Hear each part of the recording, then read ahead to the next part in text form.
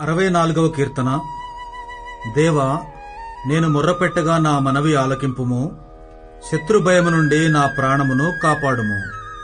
కీడు చేయువారి కుట్ర నుండి, దుష్టక్రియలు చేయువారి అల్లరి నుండి నన్ను దాచుము. ఒకడు కత్తికి పదును పెట్టునట్లు వారు తమ నాలుకలకు పదును పెట్టుదురు. యథార్థవంతులను కొట్టవలనని చాటైన స్థలములలో చేదు మాటలను బాణములుగా సంధించుదురు. వారు భయమేమియూ లేక అకస్మాత్తుగా వారిని కొట్టెదరు. వారు దురాలోచన దృఢపరుచుకొందురు. చాటుగా ఉరులనొడ్డుటకు యోచించుకొనుచు మనలను ఎవరు చూచెదరని చెప్పుకొందురు. వారు దుష్టక్రియలను తెలుసుకొనుటకు ప్రయత్నింతురు. వెదకి వెదకి ఉపాయము సిద్ధపరచుకొందురు.